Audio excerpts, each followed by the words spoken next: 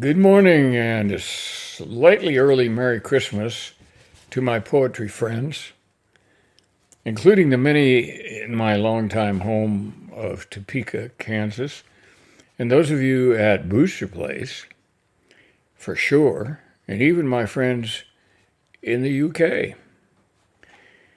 Christmas is approaching at the end of next week.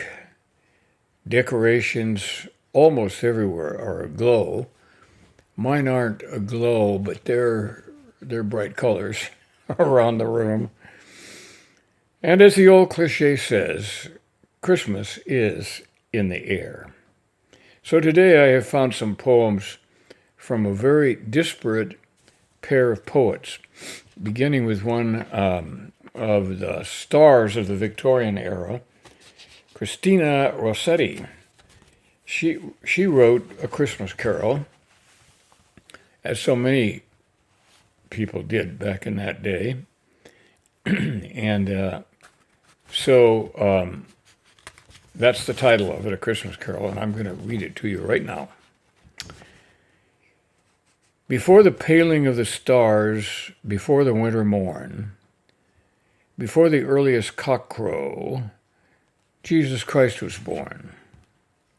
Born in a stable, cradled in a manger, in the world his hands had made, born a stranger. Priest and king lay fast asleep in Jerusalem. Young and old lay fast asleep in crowded Bethlehem.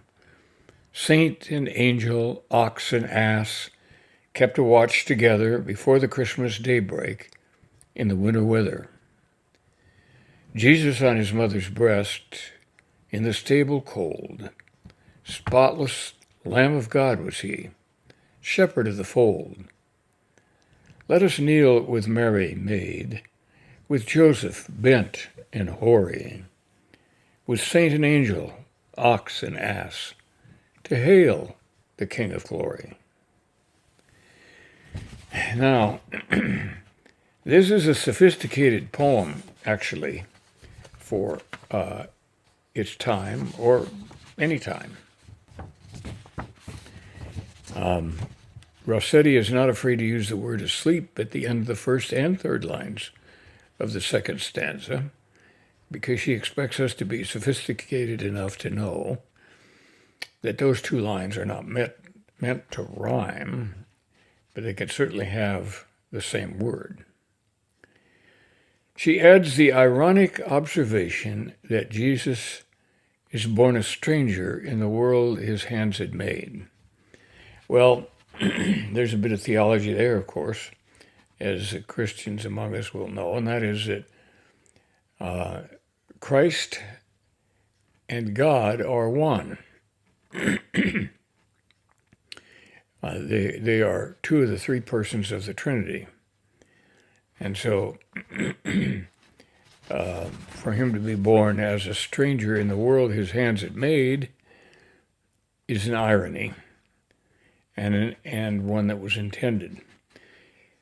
The poem was first published in America in a book titled Poems for Children in 1907.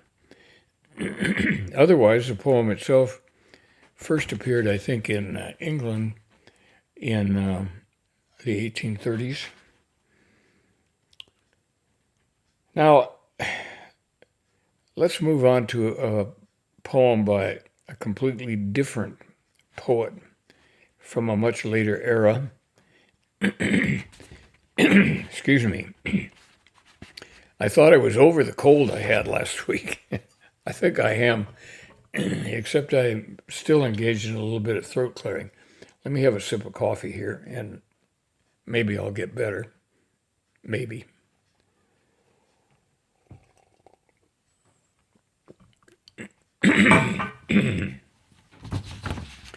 The next poem is by Clement Clark Moore, titled Old Santeclaus, spelled Santeclaus, one word.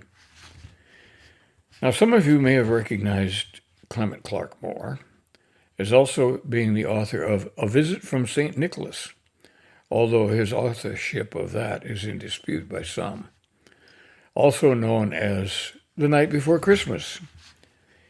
This latter poem was first published anonymously, and it wasn't until the poem had become rather famous that Moore stood up and claimed authorship. One reason for suspicious about the authorship comes from the content and tone of the poem we are going to read today. Old Santa Claus. Let me bring it up here. And you'll need to see what you think about the possible authorship after you hear this poem. Old Santa Claus. Old Santa Claus, with much delight, his reindeer drives this frosty night, o'er chimney tops and tracks of snow, to bring his yearly gifts to you. The steady friend of virtuous youth, the friend of duty and of truth, each Christmas Eve he joys to come where love and peace have made their home. Through many houses he has been, and various beds and stockings seen, some white as snow and neatly mended, others that seemed for pigs intended. Where'er I found good girls or boys that hated quarrels, strife, and noise, I left an apple or a tart, or wooden gun, or painted cart. To some I gave a pretty doll, to some a peg top or a ball. No crackers, cannons, squibs, or rockets to blow their eyes up or their pockets.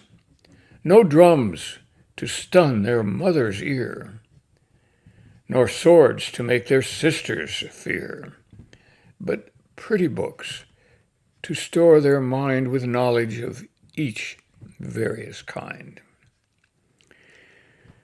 But where I found the children naughty, in manners rude, in temper haughty, thankless to parents, liars, swearers, boxers or cheats, or base tale bearers, I left a long, black birchen rod, such as the dread command of God directs a parent's hand to use when virtue's path his sons refuse. Well, since this poem was published just 2 years before The Night Before Christmas, which has a completely different tone and completely different ending, we may well ask if the same author wrote both. The one I just read reads more in the tradition of Hilaire Belloc's cautionary tales, which were actually written in the 1920s, much later, and which was a deliberate spoof on the type of writing we have just heard. On Christmas Eve, I'll be on the air with a reading of The Night Before Christmas. Then you can decide whether today's poem and that one could possibly have been written by the same person. That's all for now, and Merry Christmas to everybody. Merry Christmas, and I hope you might even have a white one. I don't think we're going to here, but that's another story. Goodbye and good luck for the coming Christmas holiday. This is Jim Ransom bringing you another episode of Morning Jim. Bye now.